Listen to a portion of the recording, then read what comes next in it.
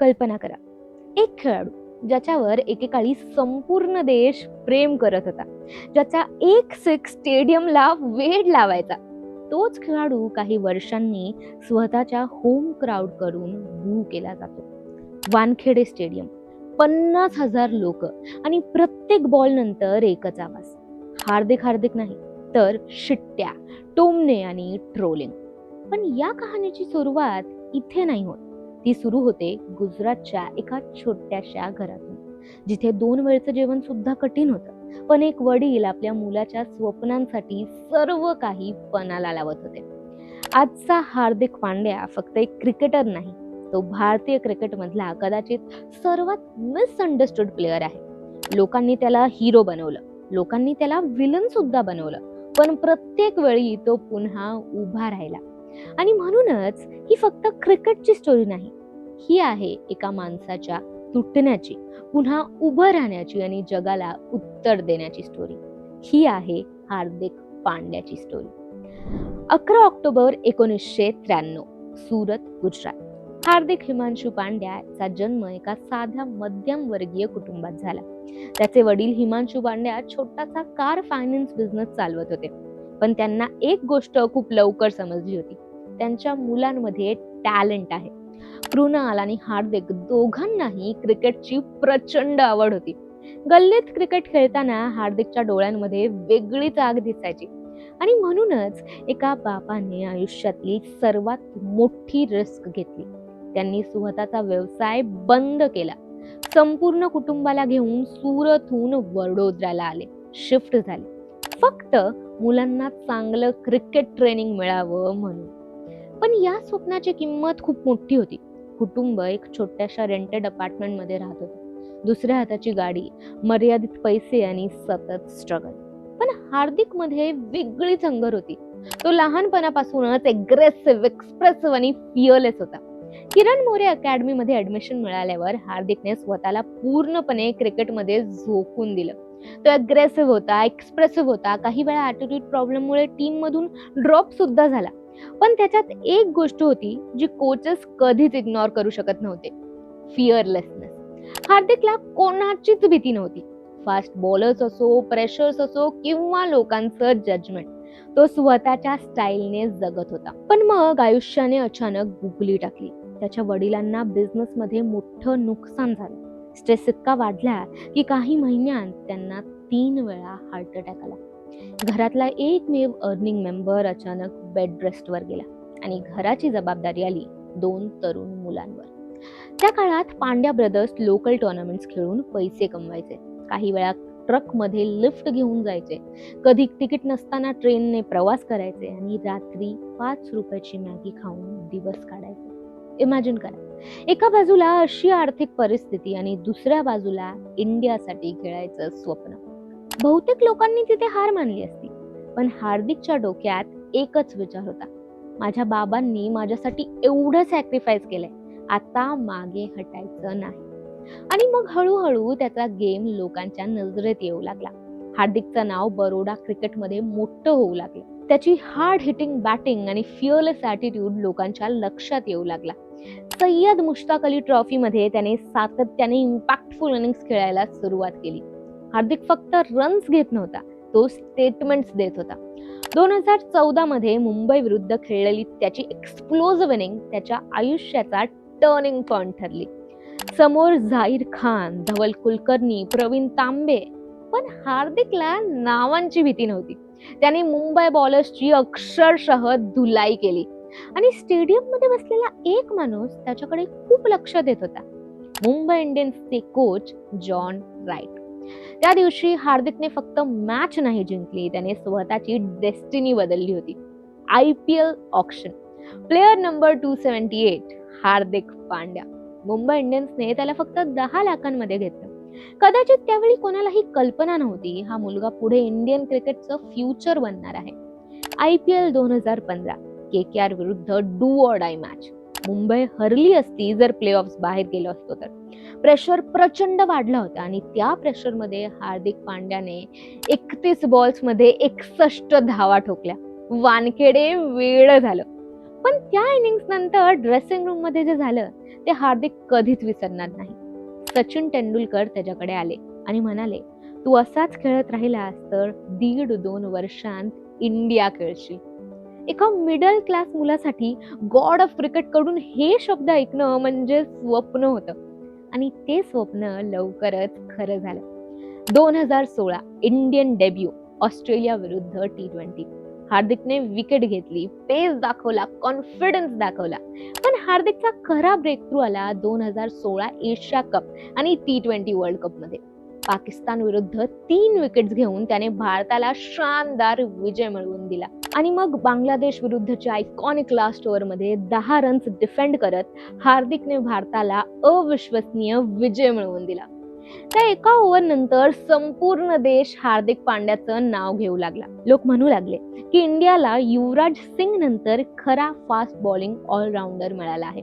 त्याची बॅटिंग एक्सप्लोसिव्ह होती, bowling impactful होती आणि सर्वात महत्वाचं म्हणजे प्रेशर मोमेंट्स मध्ये तो घाबरत नव्हता. 2017 चॅम्पियन्स ट्रॉफी फायनल मध्ये इंडिया कोलॅप्स झाली असताना हार्दिकने पाकिस्तान विरुद्ध 43 बॉल्स मध्ये 76 रन्सची डिस्ट्रक्टिव्ह इनिंग्स खेळली.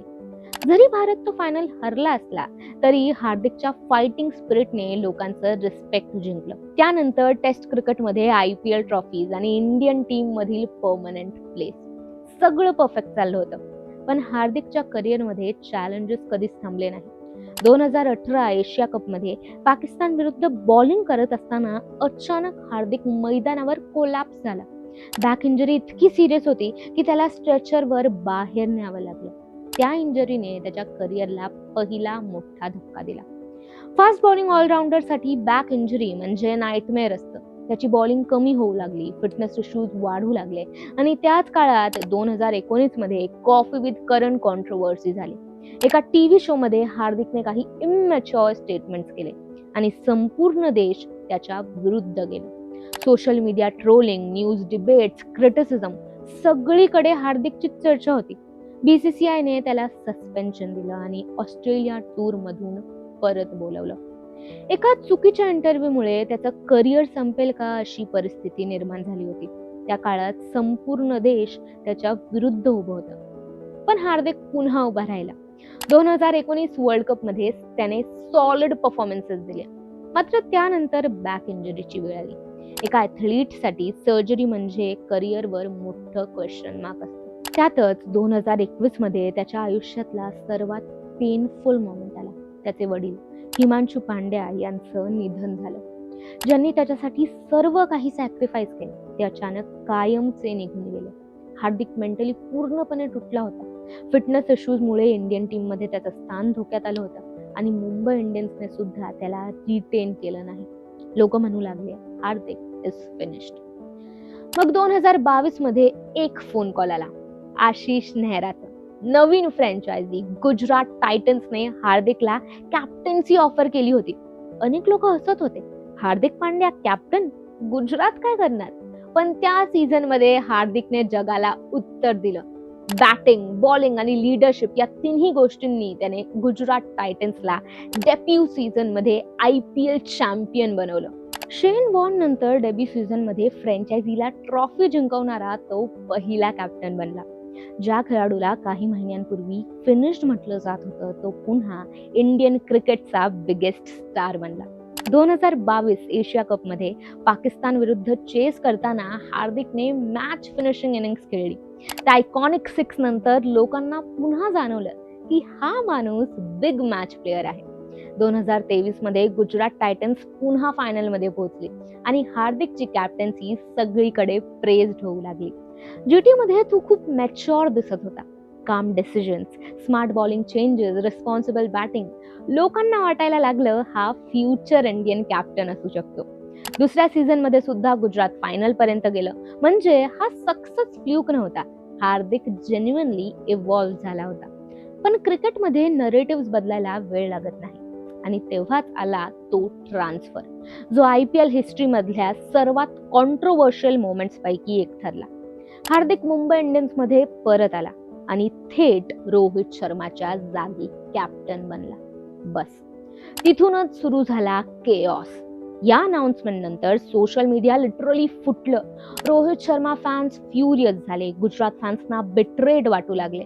वानखेडेपासून नरेंद्र मोदी स्टेडियम पर्यंत हार्दिकला बू केलं जाऊ लागलं. प्रत्येक मैदानात त्याच्या विरुद्ध चॅन्ट सुरू होते.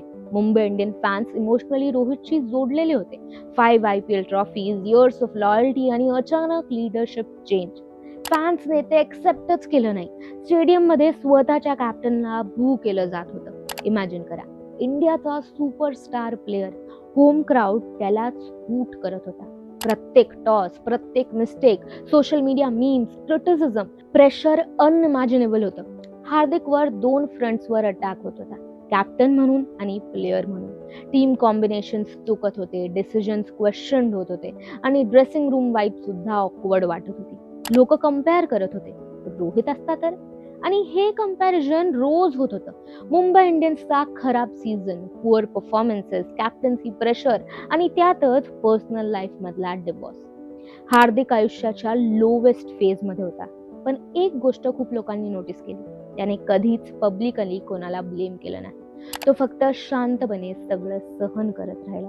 आणि मग आला T20 वर्ल्ड कप 2024. संपूर्ण टुर्नामेंट मध्ये पांड्यावर प्रचंड प्रेशर होतं. फॅन्स अजूनही डिवायडेड होते. पण फायनल मध्ये साऊथ आफ्रिका विरुद्ध भारत अडचणीत असताना रोहित शर्माने शेवटचा ओव्हर हार्दिकच्या हातात दिला. त्याच हार्दिकच्या ज्याला काही महिन्यांपूर्वी स्वतःचे फॅन्स बू करत होते. त्याने क्लासेनची क्रुशियल विकेट घेतली आणि शेवटच्या ओव्हरमध्ये डेव्हिड मिलरला आउट करून भारताला 17 वर्षांनंतर T20 वर्ल्ड कप जिंकून दिला. त्या क्षणी हार्दिक जमिनीवर बसून रडत होता. कारण त्या अश्रूंमध्ये फक्त ट्रॉफी नव्हती, त्यात 6 महिन्यांची हेट, ट्रोलिंग, मेंटल प्रेशर आणि पर्सनल पेन सगळं काही होतं. एका क्षणात विलन पुन्हा हिरो झाला होता. जे फॅन्स काही महिन्यांपूर्वी त्याला रिमूव्ह हार्दिक म्हणत होते, तेच आता त्याला इंडियाज क्लच प्लेअर म्हणू लागले. आणि म्हणूनच हार्दिक पांड्याची स्टोरी इतकी स्पेशल आहे. कारण ती फक्त क्रिकेट बद्दल नाही, ती रेझिलियन्स बद्दल आहे. हिरो ते विलन आणि पुन्हा चॅम्पियन होण्याबद्दल आहे. त्याने फेम पाहिलं, हेट पाहिली, इंजुरीज पाहिल्या, कॉन्ट्रोवर्सीज पाहिल्या, पण प्रत्येक वेळी तो पुन्हा उभा राहिला. काही प्लेयर्स स्टॅटिस्टिक्स मुळे महान होतात, पण काही प्लेयर्स त्यांच्या कमबॅक मेंटॅलिटीमुळे लेजेंड्स बनतात. आणि हार्दिक नक्कीच त्या दुसऱ्या कॅटेगरीमध्ये येतो. एका वर्षापूर्वी ज्याला लोक विलन म्हणत होते, तोच सडनली नॅशनल हिरो बनला. क्रिकेट इतकं अनप्रेडिक्टेबल असतं. पण आता 2026 मध्ये पिक्चर पुन्हा बदललेली दिसते. मुंबई इंडियन्सचा हा सीझन डिझास्ट्रस गेला.